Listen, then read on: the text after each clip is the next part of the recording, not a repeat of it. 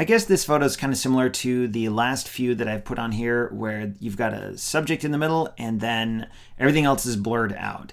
In this case, it's a photo, I guess if you want to repeat even more, it's a photo that's really similar to a lot of photos I've taken. If you scroll back through Weekly 50, every year, well, most years, I think, in around springtime, you'll see a photo of a crocus, just like this, or several crocus or croci, I'm not sure what they're called, when you pluralize them.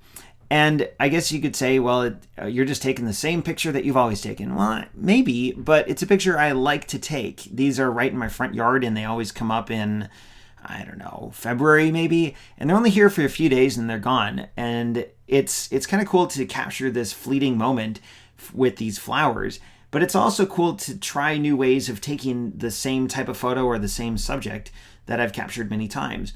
Here I took my D7100, so not a new camera. I shot this in 2020. That camera is like, I don't know, I got it in fall 2013. So it's not a new camera, the same old 50mm lens, the same subject that I've captured many times. But I like this one because it feels like I've shot it in a different way. There's a little bit of backlighting. There's that black bar, like the top third of the photograph is just black, and that's because it's just shrouded in shadow. I think there's some bushes back there. That's not photoshopped. That's just how it looked with the crocus properly exposed, or even overexposed just a little bit. The everything behind it just became inky black, which I thought was really cool. And I played around with the aperture a little bit too. You can see the flower is in focus, but then the little blades of grass that stick up from around it are not.